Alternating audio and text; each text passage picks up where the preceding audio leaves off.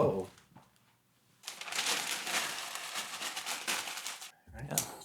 Ooh. This might be our last hurrah before the summer fakeness begins. We got a new pop to top. A new top to pop. Ghost orange cream. Interesting. Ooh, it's very fizzy. I wonder what a first-time listener thinks. Wow, that's like nailed it. When they tune in. That's such an orange creamsicle. What do you think the first-time listener's impression is when they tune in? Do we have very bad manners? You especially, man. You go hard on that thing. I don't know what you mean. Like if you ever swing the other way, he's going to be happy. That's all I'm saying. Yeah, swing one direction. Yeah, well, that's the way of the world, buddy. Yeah. Yeah. Oh, welcome back to the Fireside Chat, where we're still running a live fire, at least today. We always run a live fire. We're hitting the electronic age here pretty quick, I think, where we're going to bring in the electronic fire. I'm thinking so. It's getting warm, folks. Finally having some nice weather. Yeah, and we're both coming back from bear hunts, getting to settle into our beautiful area here. Yeah, how do you want to lead off? Well, I think the last one that we did, we talked about my my first trip over. Yeah. So, and then you actually went before I did. I think you took off before I did. Yeah, I did. So let's start with yours, because I literally know zero. We haven't talked. I mean, I messaged you the other day, or was yesterday, and said, "Hey, I'm home. When do you want to pod?" And you're like, "As soon as possible." Yeah. So here we are, and we deliberately try not to communicate about what's the goings on is, so we can get an authentic reaction live, or not live, but recorded live. Well, I've come to really appreciate and love spring bear hunting. I think a big portion of it is just getting out in the spring, having something to chase, and being able to put a tag on a big piece of wild game, which is very different than a turkey. You know, you get a nice yield. I'm gonna try really hard next year to give a crap about turkey, just because of Tennessee and whatnot, right? I'm going to, but I haven't for a long time. So I think I want to lop a couple heads off with a bow. That would be cool, and try to catch it on film. That'd be neat. But I'd much rather go bear hunting. Yeah, like much rather. Well, the turkeys get me going. They fire me up. I love them. It's become to a point where it's less challenging, and I'm not interested in shooting one with a bow unless I shot it in the head. But even then, it's hard to do from the ground for the style of turkey hunting I like. But anyway. What style would you refer to that as? I just like running around the mountains. Running and gunning. Looking for gobbles, you know? I love the running and gunning style. Yeah. I'll typically just hunt them like I'd hunt elk, which people hate to hear that, but, you know, you get off of high points and you chirp for them, and then when you locate one, you go chase it. And then I'll hunt them pretty aggressively. I'll get close. I'll get in their bubble. I'll typically either call them in or bust them. Mm-hmm. And it's a program I know that works. You know, I can't call in every turkey, but I know if I keep running the program, I'll get one. Sure, I get you. I like. But yeah, spring bear hunting I've grown really fond of. I like being out in the springtime. And a couple of years ago, we got invited up to Alberta for the first time. And I've never even thought about hunting out of country. To me, it's actually pretty intimidating.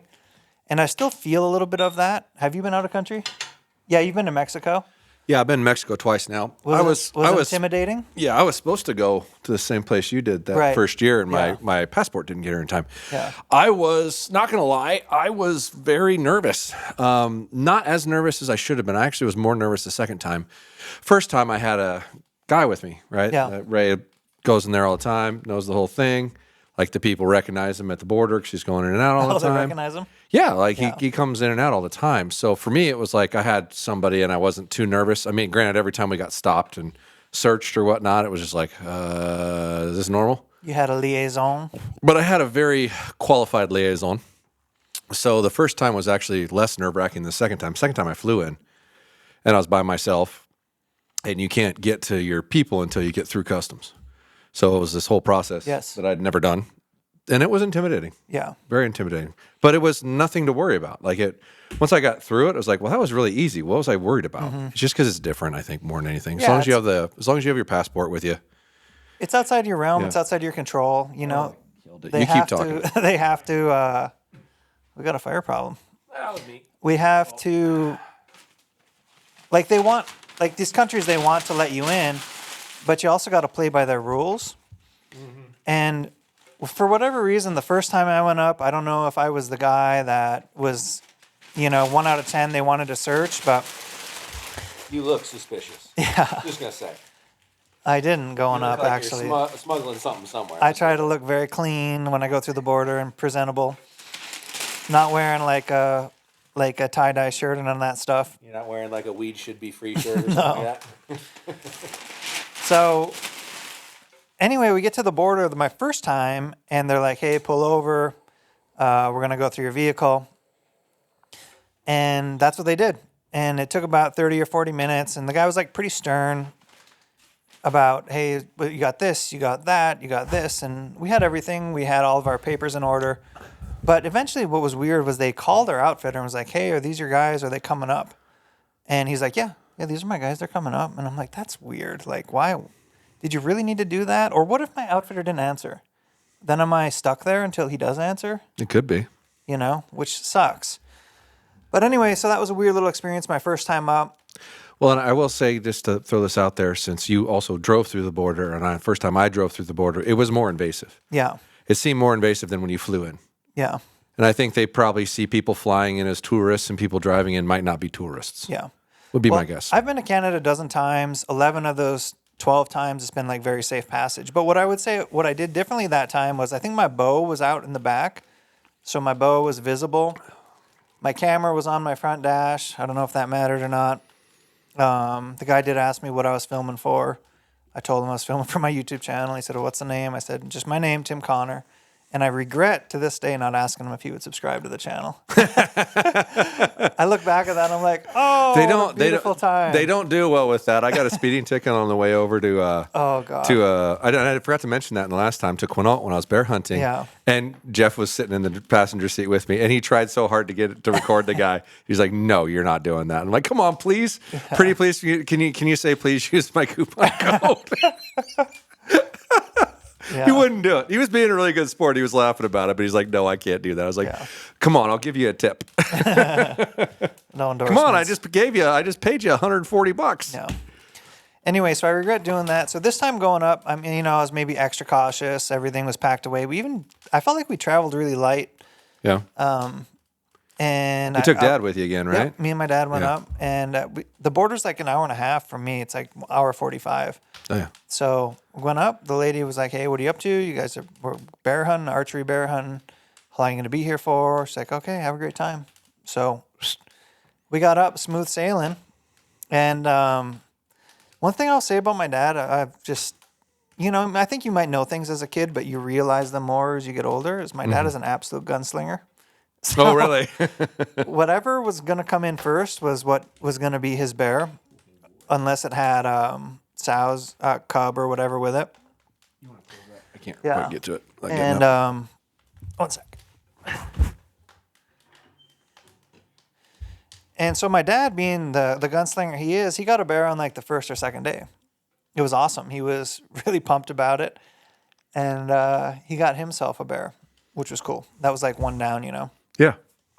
But to kind of fast forward through the hunt, I don't need to go through it in too much detail. I had 3 bear encounters at the bait. Yeah. I sat bait for, I think, 5 evenings.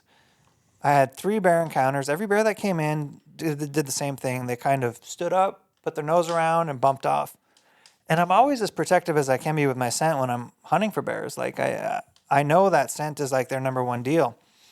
And one day the wind was swirly, so I kind of blamed the wind. And then the next day the wind was swirly, so I kind of blamed the wind. And then the third day the wind was pretty good, and I was in a ground blind, really trying to keep everything in. Mm-hmm. And this bear just came in and put its nose up in the air and turned around, which was really a bummer because that was the best bear that was coming in. It was like a big chocolate. Yeah. And so that bear was like, "C'est la vie." So I'm pretty confident it got my wind, and I didn't get a bear. But what happened, I think it was that evening, was I left, and the place I was hunting was dark. Like, it was shady, crowded. Yeah. And when I would leave, I probably had like 20 or 30 minutes of daylight outside on the roads. And I'm like on my way out and I see a bear on the road. And I'm like, shit, this is a perfect spot and stock opportunity, There you go. you know? Or on the side of like, whatever they call their roads up there, like a gravel road tucked away. Mm-hmm. Like, that's great. You know, I could sneak up on this bear. I ran out of light before I could get there. Yeah, it happens a lot on spot and stock. Yeah. But it looked like a really healthy bear. And the way the bears were coming to bait was like they were coming in, hitting the bait, but they weren't like all day long, which is something that I've seen when a bear is like pretty dependent on the bait. Yeah. They're coming in and out all day long, or they kind of hang out in that area like a big bear might be like, hey, this is my spot, you know, this is my territory. Yes. Yeah, they can be a little territorial about it. And I wasn't really seeing that behavior. Like they were just coming in, grab a little snack, mosey on, or they might come in, sniff around, maybe look for a sow. So I was like, you know, I bet you these bears are out cruising for sows, or they're eating grass. A good amount of grass. Because the grass up there on the side of the road was like perfect, like bear grass. It was, Right. the roads were new enough. The grass was perfect on the side of the road. It was like, these bears are just chowing grass, and then they're coming to bait when they want. Well, what were the dates on that when you went? It was the last week of May. So normally, I don't know what it's like where you were, but I know where I was, they are rutting at that point. Yeah. I think they were just starting. And when it's rutting, the bigger boars get real scarce real quick. Yeah, they're cruising. You have to have a hot sow on your bait for them to come into your bait. They're It looking gets for difficult. chicks. Yeah. Which is a good and a bad thing, because if you do have a hot sow, it's a great time to kill a big bear. Sure, if you have a hot sow, you're good. Yeah, they can be very flirtatious during that time period. So I was kind of clued in. I was like, well, you know, maybe I can go find a bear on the side of the road, because really that's like, for me, that's one of the funnest ways to hunt a bear, is to go try and spot and stalk it. Sure.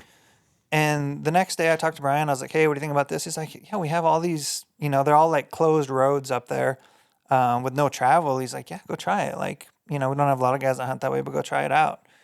And I was like maybe 1 or 2 hours into that day, mid-afternoon, and I seen a bear at the top of this rise. Like 250 yards away. It was a perfect chance to spot and stalk a bear. And the wind was good. Life was good. Cut my four-wheeler. Dumped all my gear, and like just took off, set my stuff up on a tripod, and just went after this bear. And it was cool because I got to like 80 pretty quick, and it was time to slow down. And I would go to range it, and my hands was shaking so much. It was like I couldn't hardly get a range at 80. I was Gotcha. like, wow, this is cool. Like I have a lot of adrenaline. I didn't expect that. And from 80, I move up to 50. 50, I gun it. And it's like, okay, this bear's in a great spot. He's feeding away from me. He's not going anywhere. Like, life is so good. So I slide up to 40. At 40, I gun it, and I'm like, okay, 40. He's feeding away from me. I can hang out here and shoot it, or I can slide up a little bit. And I'm like, God, I could get to 20. I don't want to get to 20, but I'm thinking in my head, I'm like, I could really slide up on this bear. So I slide up another 5 yards, and this bear is still feeding away from me. I gun it, I'm like 35. I dial, I'm ready to draw my bow, and this bear just goes. He just puts his nose up over his shoulder and just soft trots away. And a real gunslinger could have probably slung an arrow at it. I wasn't interested in that. But yeah, I mean, so that bear's gone. And that was the last opportunity I had at a bear.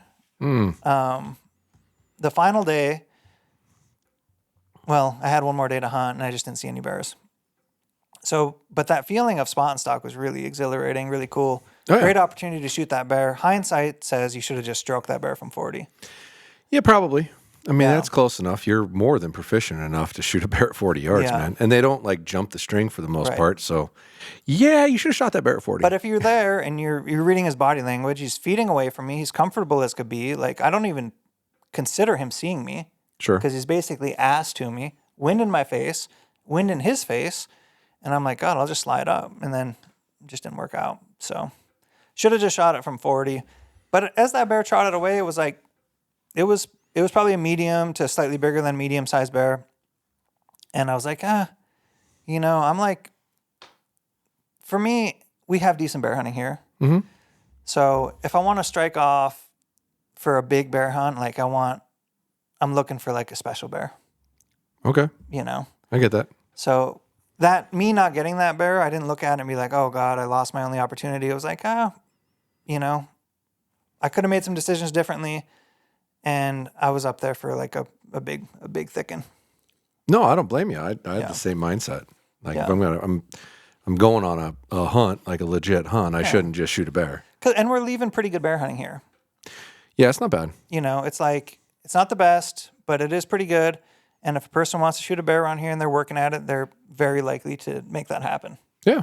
So, yeah, so that's kind of where I chalked it. But most of the guys in camp got a bear, 5 out of 7.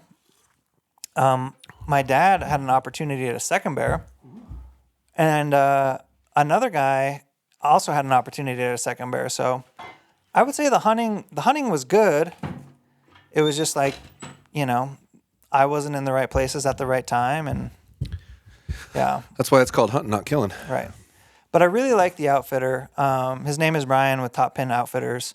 And I like him. He's just like an ambitious bow hunter, like a good Canadian guy. Mm-hmm. But he also wants to have like his vision would be to have like a bow hunting, almost not only, but you know, more bow hunters the better. Gotcha. That's why he calls it Top Pin. Yeah, I kind of gathered as much. Yeah. So I like that. He's super into bow hunting. He's fun to hang out with. And I think for anyone that wants an opportunity at a bear, it's a fun hunt to do, and he's a good guy to do it with. So I wouldn't hesitate to check it out if that was what you're into. Well, 5 out of 7 is good success. Yeah. Like that's And high success two guys rate. almost doubled up. And one guy did shoot a good bear. Mm-hmm. Like a big, thick bear, which is cool to see. Like, What would you estimate its weight at? I'm not that good at that. I'm not that good at it. Oh, okay. But it wasn't like, it wasn't a mega giant, but it was like maybe just a tier under that. It was probably, say, like a 6.5 foot bear or something like that. Mm-hmm. So a very, very healthy bear. Like the kind of bear 2 guys couldn't get on the back of a 4-wheeler. Mm. And they had a little bit of like a Western show getting it out because the road was all watered in. And Oh boy. yeah, it was kind of an adventure getting that bear out. Was that something you got to be a part of, or was that just what you heard? No, I was there, yeah. Did you get recorded any of that? No, I didn't record it. Oh, yeah. that'd have been fun. It was cool to see. So yeah, it was a good bear camp. I think we should talk about it now. So there was an interesting transaction with a bear. Okay. Got shot with a bow. Okay. Honestly, this kind of blew my mind. And you know, broadheads have become an increasingly hot topic on the internet. Are you going spicy already? We've only been on for 20 minutes. Yeah, they're a hot topic on the internet. I think in a lot of times it's overplayed or overthought about. Like, I think for most people, you should spend time close to animals and learn about that shit, not spend forever worrying about your broadhead. Your broadhead should be capable of shooting the game you're shooting. There's a lot of good information out there to figure that out. Mm-hmm. But like, you got these people who are obsessed with arrow weight and broadhead, and it's like, that's not going to get you close to an animal. Right. Right. But it is the final pill that you deliver. So it is important in that way. But I saw a bear get shot with a 2-blade broadhead, an ultra sharp one. Okay. I really don't want to name it because we have friends in the 2-blade space. Can we like give it a slightly different name that might give it away? No, I don't want to. We have a few broadheads that are 2-blade, ultra sharp. So are we referring to like a cut-on contact 2-blade broadhead? Yeah. Fair enough? Yes. Okay. Was it wide? Was it regular width? Regular width, yeah. Okay, so and what weight? If we're not going to talk about I think it's probably 125. It's like a 125. Single bevel, double bevel? I think it was a single. Okay, so single bevel, 125, standard width broadhead, cut-on contact, 2-blade. Mm-hmm. Yeah. Okay. All right. So could have been a lot of broadheads. Could have been a Magnus, could have been an Iron Will, could have been a what am I drawing a blank on? Like VPA? a VPA. Could have been a. Oh, doesn't Tooth of the Arrow make a 2-blade? I'm not sure. Like that, I think they do. Could have been what's the German one? The German Kinetic. Oh, I don't Could have know. been. I mean, there's a bunch, Yeah. right? Fair enough. There's But they're all pretty. They're triangle designed. Yeah. Super sharp. And this guy shot the bear. He got the bear. It went like 100 or 150 yards or something like that. Mm-hmm. But the interesting thing to me was when he got back, the bear was on the table. Outfitter was skinning it. Mm-hmm. And he peeled it back. And I was very curious to see the entry and exit, just as a curious bystander. And the entry and exit literally looked like a bruise. It looked like a bruise without a flap. Bruise without a flap. Can you elaborate on that a little bit, just so I understand? Yeah, like like your you- verbiage. like, yeah, like I when get the you- bruise part, but what do you mean like a flap? Like, you know how there's typically a cut Yes. that you could stick a finger into or something. Yes. That wasn't visible. Really Yeah. So that had sealed up between interesting. when the bear had been shot and when the bear was on the table. So maybe that was, a few hours time. Really. But I thought that was, I'd never seen that before. I wish I would have taken a photo. Yeah, I really wish you would have too. I'm curious. In the heat of the moment, I was just, hanging out at camp. I wasn't thinking about documenting it, but it wasn't visible. Like it was literally like to the eyeball. Okay, so there was still like a hole in it though, right? Like, are you talking the meat or the skin? I'm talking about. You're talking about the skin after when you you pulled the meat take- off? Yes. Or after you pulled the hide off? The fuselage. Okay. Like, Okay. the skin is off the bear. Okay. Yes. So and it literally looked like it was shut, like it was just folded over. Yeah. It looked Oh, like It looked like a 2 or 3 inch bruise. Is what it looked like. Really Yeah. interesting. Which. Was it a fat bear? Good amount of fat on him? No. No. Okay. Spring bear. Typical spring bear. Okay. Probably your standard typical spring bear. So I got to talking with the outfitter after that, and I'm not really here to share his opinion, but he's like of the opinion too that the bigger the hole, the better. And he was like pretty frustrated to see that himself. And then another bear got shot in camp that week, and it didn't get recovered, which sucks. Of the same broadhead style, and I'm not here to blame that broadhead style at all. It's just like, in those situations, if you're in that situation, you want more hole, right?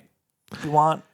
Well, when it comes to bears, especially, like Yeah. I've never like had a penetration issue with a bear, Yeah. like ever. Like their skin's really thin. It doesn't take a lot of force to cut through their skin, which shockingly, the skin's a lot Yeah. to do with what penetration really has to do with. Yeah. I think that's probably the biggest culprit. And I wouldn't hesitate to use something that didn't penetrate great Yeah. on a bear. I was going to use something that penetrated great, and I talked myself out of it. Yeah. So anyway, another bear ended up You are going to tell me which broadhead was off camera, though, right? Yeah, I will. All right, cool. not getting recovered. I have my assumptions. I'm not blaming the broadhead. As always, if you put a really good shot on a bear, it's very likely to die. It's just like, in that situation, do you want more or less blood on the ground? Probably more, right? The odds favor a bigger hole. Yeah. They do, even if it doesn't go all the way through. Yeah. The odds favor a mechanical over a fixed blade in general. It's just the numbers don't lie. Yeah. So, that happened.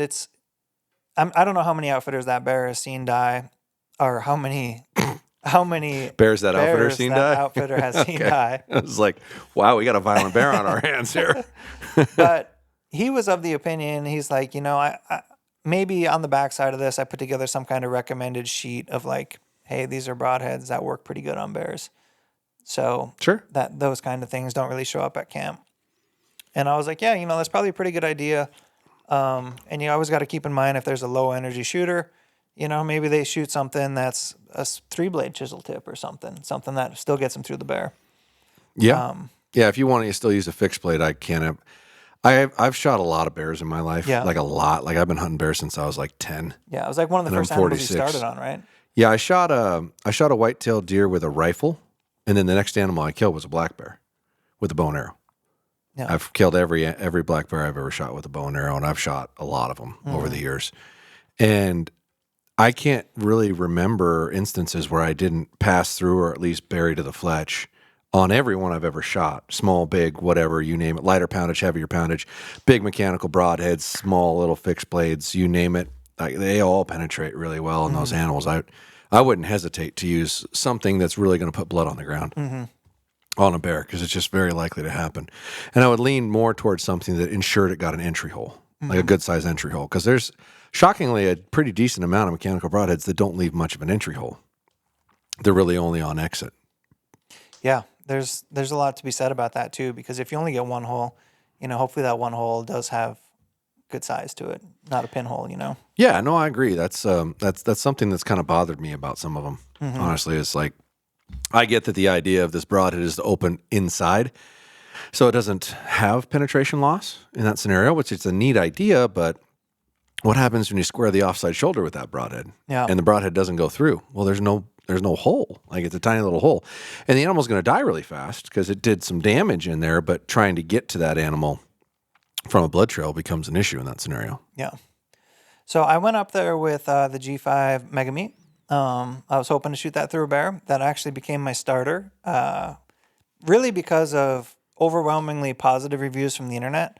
I put that and the evolution hide on one of my stories, and I had a bunch of people who were like, the Mega Meat leaves giant holes. It leaves giant holes. I had one outfitter in Manitoba who's like, the Mega Meat's what we recommend for all of our bear guys.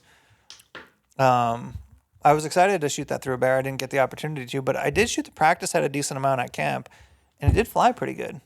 Yeah. Did you shoot the practice head enough to know if it flew pretty good for you? I just shot it twice. Yeah. Yeah. It went where I pointed, so I was like, cool enough. Yeah. And we had some time at camp, so we stretched it out a little bit. And yeah, I was surprised to see that practice head flew pretty well. But anyway, yeah, that was kind of what I thought was a pretty interesting take. I think to summarize that basically is like, whatever you're hunting, if you know you can go through it, why not put a little more blood on the ground?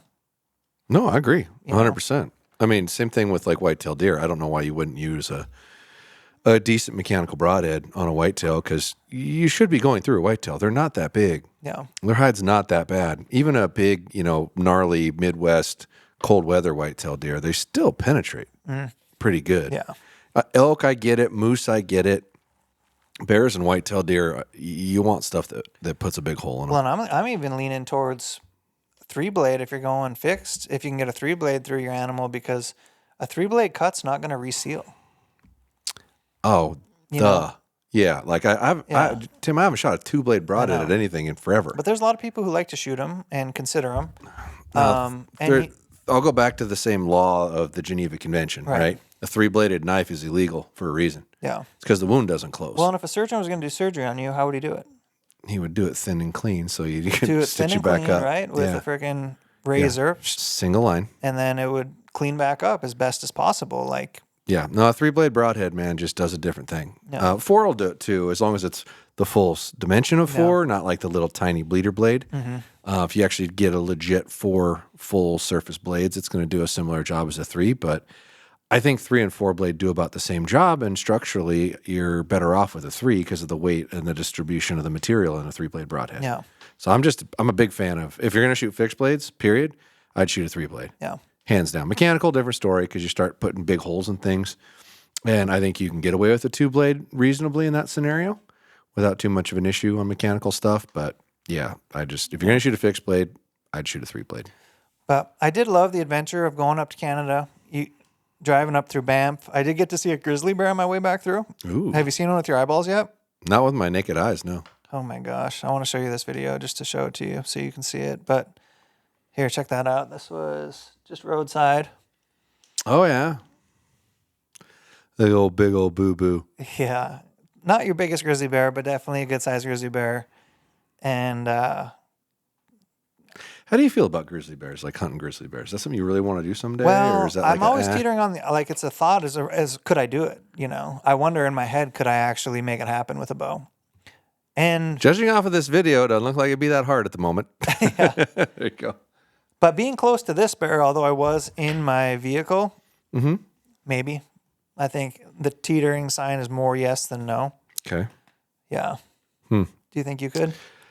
Yeah, I do. Like, I've had so much experience around bears in general. Like, I am not afraid of them at all, and I probably should be more than I am. Yeah. Like, I don't carry a firearm. I go walking out in the dark with no headlamp and not even think twice about it. I've tracked almost every bear I've shot without a sidearm. Period. Like my guide in Quinault, like as soon as we went to track a bear, he loads around, sticks it in his pocket, and keeps going. I'm like, yeah, I should probably do that. For some reason, I don't think to do that. I've never been attacked by one, and I've followed so many of them between myself, my dad, and other people that I've hunted with that have shot bears. Dude, I've probably tracked 40, 50 bears in my life. Like it's probably I've tracked more whitetail for sure, but Yeah. I've tracked a lot of bears in my 46 years of life. Yeah. I really have. So I'm just not afraid of them. Could I do the grizzly thing? Yeah. it's not like it's not something that my brain just goes, oh yeah, I want to do that. But it's not something I would say no to if the right situation presented itself. Well, I think And I don't think I would be afraid. in I would like Alaska, to know how I would respond in that situation I as would a like man. to know, As a too. man, Yes. how am I Yeah. going to respond? Am I That's going kind of- to shit myself, or am I going Do to I- drop my bow, pick out my sidearm, and just do I have what it takes? do it? Yeah, I Yes. guess that's a way to put it. I wonder that as well. But I think in Alaska, if you're hunting them, you're with a guide. I'm not sure that you can do it without a guide. I think I might have seen videos of people tree stand hunting bears without a guide. But I believe you're with a guide, and that guide has a gun. And so if I'm with a guy who's also values his life with a gun by my side, like I think it's less scary. You know? Oh yeah, if you got a guide on your hip and he's Yeah. packing heat, yeah, that's a different thing. They have to pack heat. It's not optional. Sure. Yeah, no. But he's like got it out and ready, like Yeah. as you're sneaking up on something. That would be a different scenario. No different than like dangerous game in Africa. No. And you got a guide right on your hip with a frickin' 375 H&H or whatever they do with those things. That'd be different. Like, yeah, you're afraid, but yeah, you got a professional ready to shoot that thing if it Exactly. turns and runs at you. So And I think that's the only place you can do it, right? Is Alaska. Can't do Grizzly? it in the continental U.S. no, you can't continental U.S. I don't know if I'm sure there's got to be some Canada places. It's grizzly and brown bear. I think brown bear you probably have to have a guide in Alaska. I'm not positive that you do with grizzly. But I think as a non-resident, you were required to have a guide for because grizzly. I swear I've seen videos of like Bomar hunting out of a tree stand. Well, it doesn't mean there's not a guide there. Right. That's true. But it didn't seem so. And then I've also seen who's the Broadhead guy, Lusk. Yeah. He's got a grizzly hunt in Alaska, and it didn't seem like a guide was there, I think. Anyway, I'm just speculating. Doesn't really matter. One thing I do have... I'm using the internet here for a minute. Go ahead. Keep talking. One thing I do have a real itch for, or like a yearn, is Alaska. I want to spend more time in Alaska. I want to spend more time hunting black bears in Alaska. I've been up through Homer, and that was great. I would like to see southeast Alaska, and I know there's a lot of great coastal black bear hunting in there. So if you are a person listening to this in Alaska, or you know Alaska pretty well, I could use some education on Alaska, just basic logistics, because for me, that's like the barrier is how do I get to a place and then get from A to B? Like, do I get there via boat? Do I get there via float plane? And then how do I find a float plane guy that's good? You know, because like I want to find a float plane guy I can trust, you know? Sure. So it would be cool to get a referral for that or that kind of thing. AI says, yes, non-resident hunters in Alaska who want to hunt grizzly bears must be accompanied by a licensed guide. Additionally, even Alaska residents may need a guide if they are hunting in areas with specific regulations. Yeah. So, which is what I thought. I was pretty sure brown bear, grizzly bear, Alaska required a guide, period. Yeah. So let's fast forward the tape. And now Josh Jones strikes off to part 2 for you, right? Yeah, so I hunted the 5-day hunt, and much like yourself, I said I'm not going to shoot a mediocre bear because there could be a bigger bear right behind that bear, right? And my last day was really tempting because it was not a small bear. Like there would be a big bear in northern Idaho. It was a good sized bear for over there, but not the dominant bear on that site. So I didn't shoot him. Like, well, the dominant bear could be right behind him 30 minutes later, and I still have shooting lights, so I'm waiting. And Being a good boy. I did the disciplined thing, which a younger version of myself would have shot that bear. It's hard to do. It's easy to talk about. It's hard to do. Yeah, well, I've never been like what I would call a trophy hunter, quote unquote. I'm always trying to bring home meat. Yeah. And if it comes down to it, I'm going to shoot an animal and bring home meat rather than eat a tag. Yeah. But I was also staring at 2 freezers full of meat, and I'm like, I probably don't need it if it doesn't work out. So I opted not to shoot, left, and my guides were courteous enough to say, we'd rather have the tag filled, come back. So I went to San Diego for James's Motorcycles Challenge, which was a good time. Y'all ought to check it out. It had a lot more people than last year, and it'll probably be huge the following year. A lot of people camped, a lot of good times in the campground. And we did have 3 guys that came here from California to the shop. You would have been gone like last week. And all these 3 guys were archery nuts, and they were excited to see me, which was cool. But I got to talk to them, and this is a ringing endorsement for that event, was like they said they'd been there all 3 years. And they're like, every year just keeps getting better. So good job, James. Like, yes, I trust what I hear from you, but it's nice to hear from like boots on the ground, Sure. people who have been there 3 years in a row. So that was cool. Yeah, it won't surprise me if he has to expand it after this year because the turnout was bigger.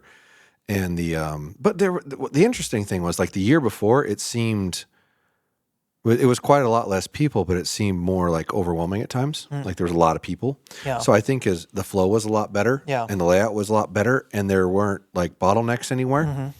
It seemed smoother. Like I wouldn't if I hadn't have seen a number, I would have thought it wasn't like more people. Yeah. Other than you'd look at the parking lot and go, well, yeah, there's a lot of people parked out here, and there really wasn't last year. So in logical stance of that, it was definitely fuller. And that campground still had plenty of space in it. So if anybody's listening and they're going to go to that next year, camp. It's a good time. Yeah. Granted, it's dry camping. There's like water to fill up stuff and whatnot, but not like pressurized to your rig, right? You can go get water. That's not a big deal. And there's porta potties and there is a shower and whatnot if you need it. But it's a good time, good hang, lots of fun. It rained on us, which everywhere I've gone, the weather sucked. Like I went to San Diego and had bad weather. San Diego. I went to PA and had horrible weather, like bad It's mud. pretty unlucky to get rain on in San Diego. I know, like how in the hell? Like it was warmer here than in San Diego when I went to San Diego. How did you shoot It's like down the there? dark clouds were following me around. Better. There, like I said, there was a thingy with my cams and figured that out and shot that same bow and it was a lot better. Good. And I shot my course and I shot Bomar's course. Nice. I shot rate Bomar's course with your Drew's. course, James's course design, 0 to 10. Mhm. Put him on the spot. What kind of rating do you give James on his? How many targets? 20, 25? 25. Yeah. Yeah, 25 target course. I would give James. And we got to be honest. We don't hand out 9.2s like James does. No, I'd give James like a 7.3 on mine. I think it was good.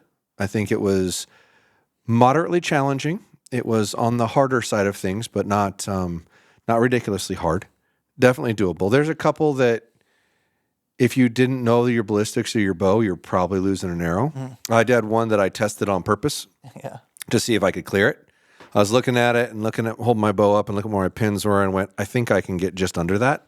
And I didn't quite get just under it. I smacked it and lost an arrow. And I could have kneeled or sat on my butt and cleared it just fine. His little dinosaur shot that he does every year was on my course, and I had to sit on my butt to clear it. And it was like 75 yards at a dinosaur with a tree going over the top of it, and like 75 arrows slammed into the tree. So you had to sit on your butt or really low kneel to get through it, and depending on your height.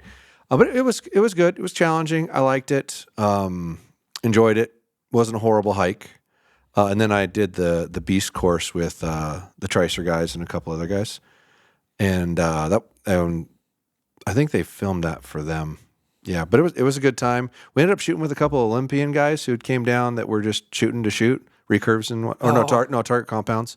Olympic dudes, good conversation. Are they really good shooters? Yeah, they were good. Yeah, they were totally. Well, are they? I mean, come on, Olympians. Of course they are. Know, but what is the discipline? Because there's so many dang different disciplines. So what kind of bows were they actually shooting? Target bows. Target bows. Okay. Target compounds. Yeah, for sure.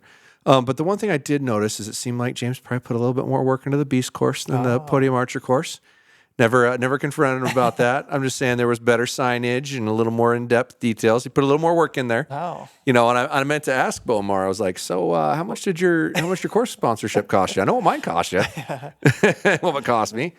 And what do you got to pay to get that kind of treatment? Well, they may have. So there were signs like they tried to recreate some of their more well-known shots. Like here's a baboon at X yardage, and then there was a sign with like their thumbnail from their video and a QR scan, so you could scan and watch the video on like 4 or 5 of the targets.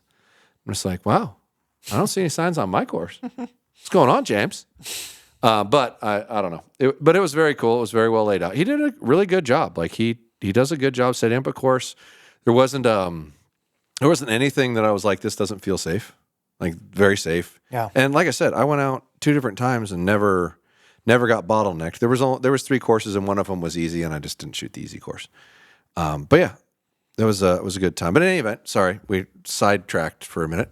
So as I'm coming back from San Diego, which I flew back Sunday night, and Jeff and I flew back Sunday night, and I was texting my guides back and forth and found an Airbnb, and it was like, well, I could probably start hunting Tuesday if that'll work for you guys.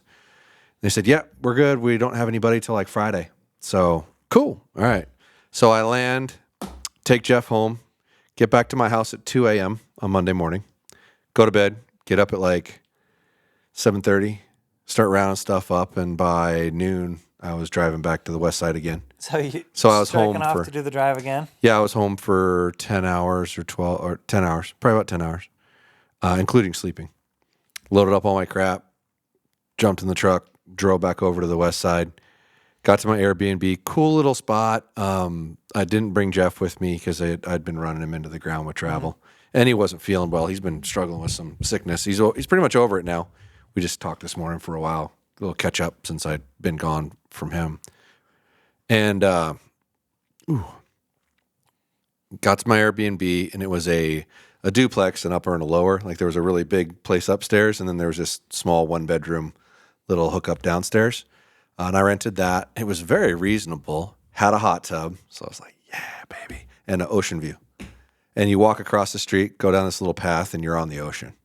So every morning I got up, I made coffee, filled my my Stanley thermos cup, and went for a walk for an hour on the beach every morning. Clear my head, do some soul searching, some deep thinking. First couple of days I was like listening to music, and I'm like, no, just turn it all off. Yeah, what a better spot to not listen to music. Right? Well, yeah. but the right music makes that really dope. Yeah. Like Eddie Vedder's ukulele songs where you're walking on the beach is pretty freaking cool, not going to lie, with a cup of coffee and just breathing it all in. But I actually got there with enough daylight left because it gets dark so late there. Like it's almost 10 o'clock at night before it gets dark this time of year. It was wild. So I got there in time to go out on the beach, and I think I made myself a little mixy and just walked the beach for a little bit and enjoyed that and draw that in. Cool. And then hunted the first day and just didn't see a bear. And I'm just like, are you kidding me? I'm like massively discouraged mentally. I'm like, Jesus, do I suck at this or what? Like, and I went deep into the pre-scent, and I recorded a bunch of it. Like I laid out all my clothes. I went out on the porch, so there's this front porch. It's the whole width of the place. Laid out each pair of clothes, sprayed them down both sides, sprayed them with vanilla scent killer or vanilla scent after that because they're really big on that nose jammer, right? So I did like both sides in and out and left them outside on the porch.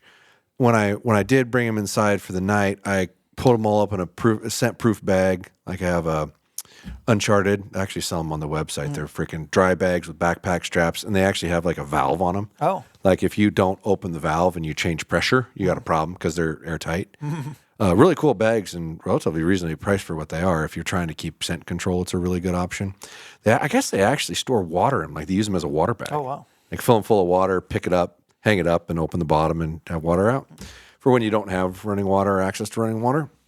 But in any event, like every day, diligent, sprayed them down every day, scent killered the whole bit. And like just now the rut has started at this time. And before I left, they were thinking it was about to start, or it may have started while I was there the first go round.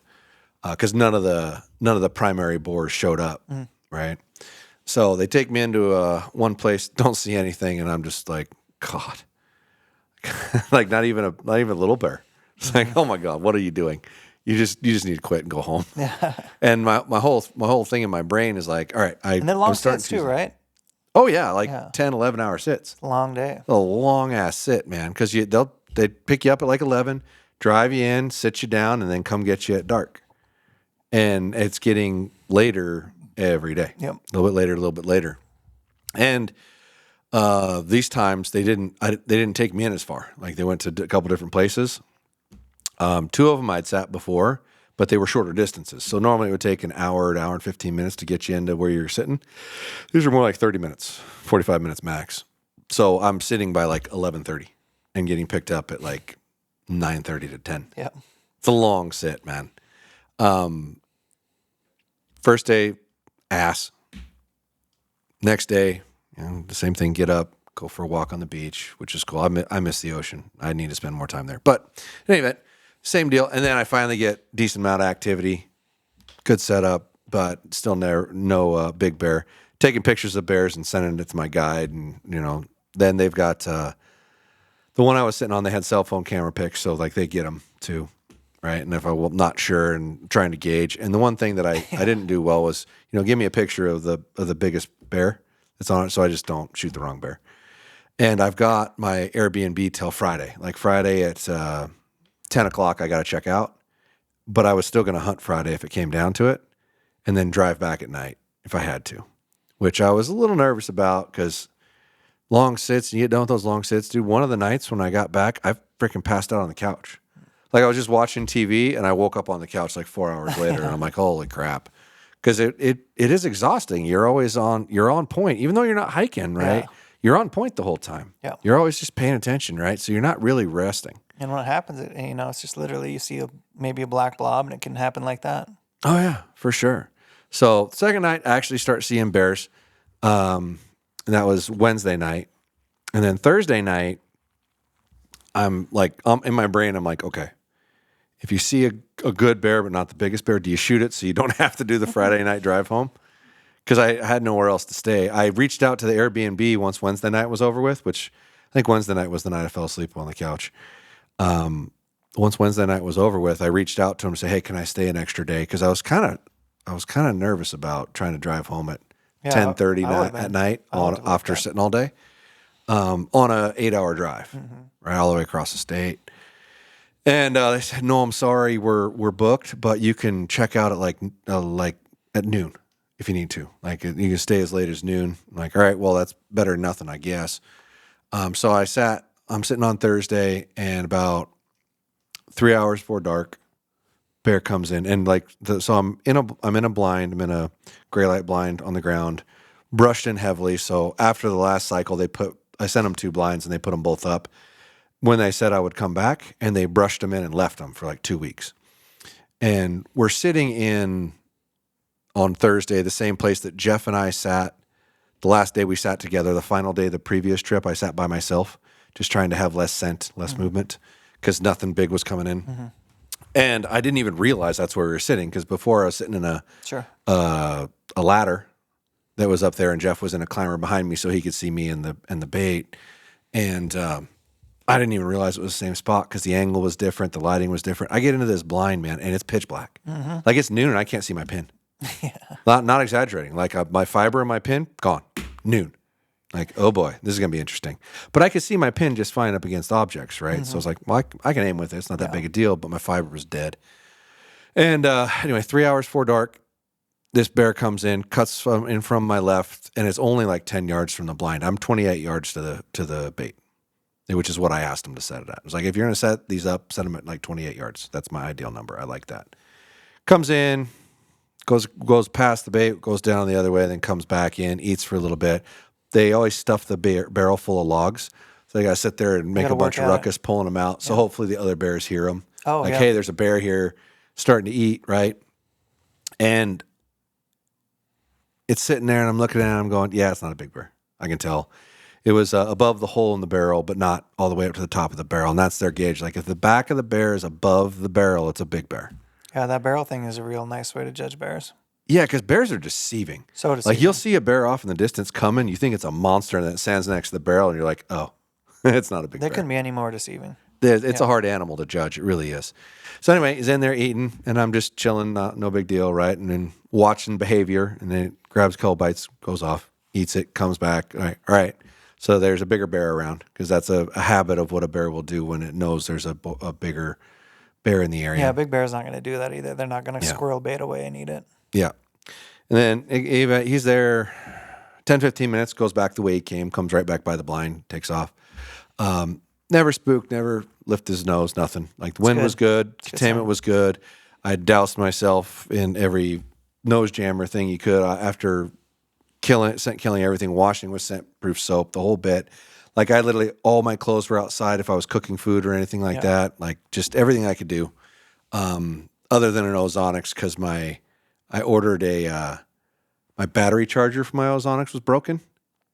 I had the battery still, but the charger was broken, so I had it shipped to the house, and they sent it in the mail. And I found out later that the mail doesn't deliver to the house. You have to go to the post office and get it there because it's a small town. And that mail, that service is open from 1 o'clock to 4 o'clock during the week. And I'm Yeah. like, well, I'm hunting. So I ended up staying to grab it when I left. And then another bear comes in, and this bear is close to the top of the barrel. Like I'm taking pictures and sending it to the guy because they never sent me a picture of the actual boar, the big one, and sent it in. And I'm sitting there waiting, and the bear walks off. And I'm like, God damn it. And this is like 2 hours before dark. And I'm like, God, that might have been my opportunity to tag out and still go home, right? And they texted me and said, nah, that's the third biggest or second biggest bear in there. Long legs, but not filled out. Like it was almost to the top of the barrel, like close, right? But I hadn't seen a picture of the main boar, right? And then an hour later, and it was the direction the other bear left at. Another bear comes in, took one look at him and went, that's a big bear. Like was no question in my mind. Comes into the bait above the barrel, and so it's on like Donkey Kong. I turn around, turn my GoPro on, got the camera up in front of me, turn it on, and he sits there quartering towards me. Sticks his arm in the barrel, puts it in his mouth, and he's just staring at me. Right? Just hand in the barrel, puts it in his mouth, staring at me. This goes on for at least 5 minutes. I've got the whole thing recorded. I just gave Jeff the footage today, so we'll see how I never even looked at it. Eventually, about 5 minutes of that, and he finally turns sideways, right, and sits his butt on the ground and starts sticking his arm and head in the barrel, come back out, right? And I'm like, all right, I got a good broadside shot, but he's sitting on his butt and his legs are back. So every time he'd stick his arm out to eat something, and then he'd bring his arms right over his vitals. And this goes on for like 5 minutes. And I'm like sticking my bow arm up, making sure I'm going to clear stuff because I've only got one window open and the camera's below it, and I got to make sure my stabilizer doesn't hit the camera. This is all new to me. You say I know. This is all new to me. I've never tried to do this. And eventually I've got it lined up to where like, all right, I'm good now. I just need him to like leave his arm forward. Was the time helping you calm down or making it worse? I normally don't freak out at all. Like every once in a while, there's been that giant wide buck that I freaked out on was largely because it had been there for a while and I didn't think he was going to let me shoot it because you had to have a consent to shoot said animal unless you knew it was the animal that he'd shown you pictures of. And I didn't think he was going to let me. So when he let me, it was like this massive dump of adrenaline. I was like, oh shit, right? And then, God, there was another instance that I just kind of lost it. Like mentally, I shot the bed. But I think it was like something I didn't expect to happen. I expected a big boar to come in eventually, right? And outside of that, I was totally calm. So I sat there and he just kept doing the same thing. And I'm like, Jesus, he's never going to present me a decent shot. And eventually he's going to get full and leave. So I pulled up my binos and I'm trying to remember, I think it was Brandon showed me a video of the bear's vitals that a guy had done a full like necropsy diagnostic on it and showed how far back the lungs went. Like they went back a long ass ways. Yep. So I remember that video. So if it was Brandon, thanks Brandon. It wasn't you, was it? You didn't show me that video? I don't think so. I think it was Brandon. I'm pretty sure. I talked about it, but I don't think so. But yeah, it was a cool video. Like it was like in depth. And No, it wasn't whatnot. me. Yeah. So I started looking with my binos. I'm like, all right, I'm going to identify exactly where his ribs are when he's sitting down. Like he'd sit back and put his arm back, but it's like his ribs were still there. So I had about this much of the back of the lungs that I could hit when he was sitting. And after like 5 minutes went by, I'm like, I'm just going to stick an arrow right there. And so he reached forward to eat. I drew back, got anchored in, made sure my stabilizer was clearing the camera. I had to hold it off to the side, waited for him to sat back down, and just started pulling and sent an arrow right in the back end of the ribs. And he took off running. Never heard a massive crash. I heard snap, snap, snap, snap, snap, and then nothing, right? And never heard like a moan or anything. And then texted my guides and like, sit there for an hour, do not get out. Because it's like an hour and a half before dark. I know. Like it's still like really daylight. And I'm like, God, I want to get out and look and see what I want see. you to do that, and I have such a hard time with it. Well, in all honesty, like I got out of the blind and was starting to walk up there, and they texted back, said, sit in the blind, be quiet, don't do anything. So I turned around and walked back. I think I made it like 8 steps from the blind, turned around, got back in the blind. And I get why too. Zipped it shut. I get it. I understand it, but I just wanted to see the blood. Exactly. And grab my arrow if I could. And it was lighted knock, and it buried to the fletch, and it was still in him when he took off. And I was using Mega Meat because in my brain, I'm like, you're going to go through a bear. It isn't going to matter what you shoot. So I used what is probably the worst penetrating but biggest hole, typically. And it did, buried all the way to the fletch. And then when they finally said, okay, we're at the road, so they were driving back to come get me. So I'm like, well, you're at the road, I can get out. So I got out, walked up there, and looking around, and I'm like, I really don't see any blood, but it's everything over there is so wet. Like everything's wet. Yeah. There is never not water. And my arrow was 10 feet up the trail, like the blade had caught on a tree when you ran by it and pulled it the rest of the way through.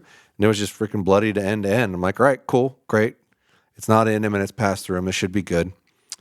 And like I said, there's still like probably a half hour of daylight left at this point-ish, getting close to the end of it. And we start tracking him, and it was a little longer than I expected. It was probably about 150 yards, but I understood really quickly why I didn't hear anything. So it's all thick. It's like a rainforest over there, right? Because it's right on the peninsula, on the edge, right by the ocean. But everything like 4 feet up, 5 feet up, it's clear. Oh yeah, it's above you. That's all thick. So he could run through that thing and there was heavy trails beat in there. Yeah. So he was running bear down, trails, run down a trail. Never heard him run, and found him piled up like right before we found him, like maybe 3 minutes. Mitch turns around to Aya, and those are the guides. They're not married, but they're a long-term couple, guy and girl. And he goes, you smell him? It's like, yeah, I smell him. And sure, and I was like, yeah, I do smell him. We got like 10 yards farther. There he is. Nice. It was awesome. And he is, their scale was broken. They took him back to weigh him, and the scale wouldn't read. But Mitch estimated him somewhere between 350 and 400 pounds. Yeah. It looks like just a really big, healthy bear. Yeah. Big, healthy bear. Coastal bear, right? So they eat all year round. They don't hibernate. Mm-hmm. And they called him White Patch. They had been hunting this bear for 7 years. Nice. Nobody had ever actually gotten a shot at him, which is just dumb luck. And I think I know why. And I talked about this with Brandon because he ended up doing something different to get his because he shot a pretty nice bear. This is a place that has had a permanent tree stand in it forever. Mm. I wasn't in the tree stand. Yeah. And this bear, I think he knew to look in the tree and see if somebody's in the tree. If somebody's in the tree, you don't come in. I wasn't in the tree, and he came in. And he came in with lots of daylight and was not skittish at all. Mm. Wasn't like, but he was staring right in that freaking blind for like 3 or 4 minutes. Just head staring at me, waiting to see if I moved, eating. Yeah, just some kept people looking. get real nervous when that's going on. But if everything's black, you're protected. Yeah, you're very protected. You're very well protected. So no need to get nervous or get yourself worked up.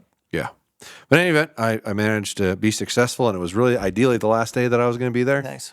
I got back. It was relatively late when I got back, but got a full night's sleep. Got up, packed up all my stuff, loaded up the truck.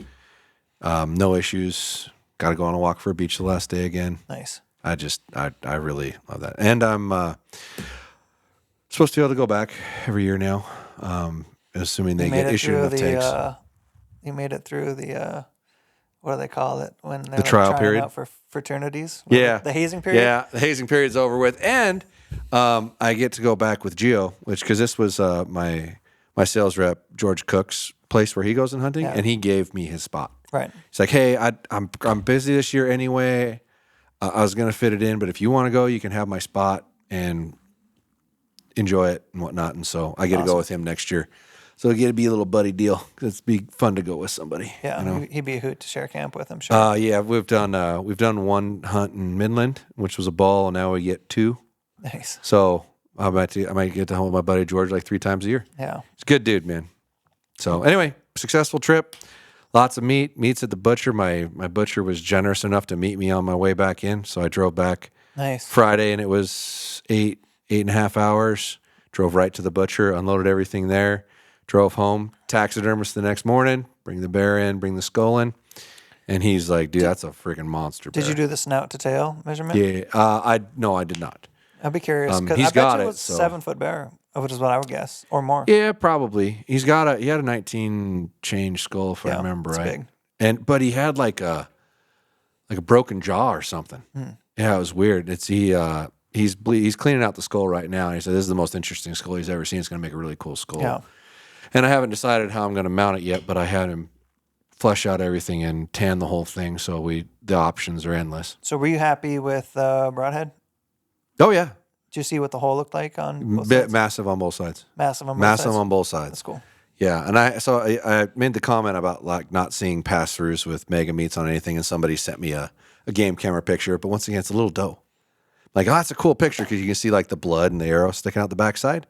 But at the same time, it's like it's a doe.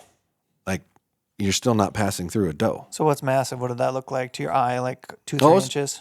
Yeah, it was I got Like lacrosse ball? yeah, it was big. Tennis ball? Like yeah, and like within the first because it was towards the tail end, there was a bunch of Were you seeing tissue and shit like wrapped around a freaking log like branch within like 20 feet. That's great. It's deceiving in that wet, and Yes. it was dark, and the guide would prefer that I not shine light towards him, so I just didn't turn on a light. Yeah. It's like, you're tracking, I'll stay back. I've got my bow in case I need to shoot him again. Let you do your thing. Carrying my camera crap, and literally, I didn't even look for blood. I was just like, okay. Yeah. And we found him in an hour, That's cool. relatively quickly. So, and actually had a big long rope, and so Mitch and I had to drag him like 30 yards, maybe 20 yards to get to where we could hook him onto the rope and then pull him out with a truck. Was it your best bear? I think so. I'm Yeah. pretty sure. I shot a big one up with Greg a long time back. That was we called him Old Stumpy because he had like a stump for a hand, and he was big, but I never measured him either. Yeah. I never really have. It's like, yeah, it's a big bear. I never been particular to the numbers, but my taxidermist measured the skull and that stuff. He didn't measure the hide yet. Are you going to do something with the cape or whatever? Yeah, The yeah. fur? Well, for now, he's just tanning it out and said, hey, we can figure out what we want to do with it after it's tanned because you need to tan it anyway. Okay. So and I don't have a measurement from him on it, so I'm not sure if I don't want to do a full mount unless it's like up on a wall because they take up so much freaking space. Lot of I've got my space, man. dad's biggest bear around the corner here on a full mount, and it's on this like rolling stand. It's like 3 feet wide and freaking 6 feet long. Yeah. Where do you put this? Now, if you can mount it to a wall and put it up high, maybe. When I get my cabin done up north, there's going to be a ton of room for taxidermy in there, and so I'll probably put a lot of stuff in there. Yeah. But I've been enjoying shooting stuff and getting it mounted. It's neat, I've never done that. Was it a good hide? Oh yeah, it was beautiful. That's the one thing over there that they don't ever rub, and because it's so wet, right? They're not ever really itching and rubbing. Every once in a while, you get one that's funky. They're always black. They're never color phased. Jet black, yeah. They're jet black, and their hides, even in the spring, are gorgeous. Like good, thick, gorgeous hide, big old freaking meaty paws. It was Yeah. cool. Like it was neat to shoot a bear that they've apparently had a hard time Well, good getting job, somebody man. in front of. It was It was just time too. It Yeah. wasn't anything more than that. You just sit and sit and sit, which sucks, and nobody really wants to do it, and it's boring. Sitting on basically 3/4 of the day to the whole day. 80 hours. yeah. I had 80 hours just sitting to shoot that bear. And the funny part was, Mitch told me after they came back in and we found that bear, he's like, dude, the place you sat yesterday, we decided to move you over here at the last minute. The big boar came in at 3 o'clock. Or not 3. It was 3. It was like 7. It was 7 o'clock. It was like 3 hours before, or 2 hours before the last. No, it was freaking earlier than that. It was before I'd ever even seen the big bear. He's like, what do we got to do here? Like kept coming in the wrong spot. So it was, Yeah. It was cool, and man, they worked their tail off, and I appreciate them. And I'd give them a big old shout out and whatnot, but they're booked out every year, and they don't need anything. Yeah. It's like, hey, do you want like endorsements or anything? Like, nope, we have our people, we're full, we don't need anything else. That's so, cool. Well, but it was a good time, man. I can't thank those guys enough. They worked really hard. here's what I continue to learn about bear hunting, especially over bait, is there might be a certain person who thinks that it's a layup over a bait. It is definitely not a layup. It could be a bit of a layup if you're in a really dense area and you just want a bear. But if you want a big bear, Yeah. it's never a layup over bait. Well, Brandon had the same thing like I did. Like Yeah. that bear would never come in if somebody was sitting in that stand. So they put Yeah. him up in a brush blind on the ground. Yeah. The bear came in right behind him. Yeah. Didn't smell him, went around him, and came in. Then the first time he sat it, not sitting in the tree stand. It's never a layup, and if you get a big old bear, be grateful for it because they're not just He's around smart. every corner. They're Yeah, super he's smart. smart. They're super old. Yeah. An old white-tailed deer is like 7 years old. An old bear might be 15. Yeah. Yeah, they don't, they'll get the tooth back on it, and so I'll know in the fall how old it was, but they were estimating it was 13. And in 13 years, that's a lot of bait barrels that you could have rummaged through Oh, for sure. that you know how to navigate. Yes. 100%. So- There's a lot of skill to it, even though people just dismiss it because, oh, you're just sitting over food. Here he comes. Yeah. Like, no, they're smart. They're smart for a reason. You still have to outsmart them and Yeah. possibly use different tactics than you think. Yeah. Well, bear hunting's cool. I know Brian is building his business and he wants to build it with as many archery people as possible. So I will give him a shout out. It's Top Pin Outfitters, and he loves archery and the flight of the arrow, and he's cool that way. He's one of us. He actually had a bunch of repair stuff if I fuck something up or whatever, Oh, cool. which was cool because I didn't travel with that stuff, although I probably should. And if you're driving, you should. Yeah. Yeah, it's just a little more stuff in your rig. But he had it. So that was cool. And I know that every year he's trying to make his operation better, which is cool. And yeah. So that's the pod, huh? Yeah, looks like You that fire's any, out. You got any final closers? Any lessons or anything you want to exit with? Bear hunting in the spring is awesome. It is awesome. I'd like to line up 2 next year if I could. Like maybe the Yeah. one I'll always do here, but I'll be doing that one early. So I want to go to Canada next year. Yeah. I don't know where yet. Canada or Alaska, both good options. Yeah, there's some cool stuff in Alaska. Although the feedback from the boat deal is that it's been overhunted. Well, I think there's a lot of good options in Alaska, and I think there's a lot of bears. I want to know where Dan went when he killed this 500-pound bear. I'm supposed to see him tomorrow. I want to have a little chat with him. All right, where were you? Yeah, he's killed a couple incredible bears. He's had an amazing year this year. 400 and a 500 pound. I think. Yeah, that's amazing. That one bear is just an absolute mega giant. Yeah. Pretty cool. So, all right, you guys, that's the pod. We're recording a bunch of them this week for you guys because Josh has been I'm on the road here. pretty good, Hey, I get to be here for like 2.5 whole weeks. and we got a pretty spicy topic for the next one. So Yeah, it'll be good. It'll be good. But yeah, I've been here 4 days in the past 60. Yeah, I'm here for like that's 2.5 crazy. weeks. Like, how many pounds can we do? This will Yeah. be great. So I look forward to loading up the hopper. yeah, so subscribe wherever you're listening. That stuff really does help. Make sure to leave us a review. Yes. It helps more than you know. Please leave reviews. It's been slowing down lately, guys. Let's leave those reviews wherever you watch it. Yeah, that's good. Unless it's bad, then don't leave a review. All right, we'll see you in the next one. Bye.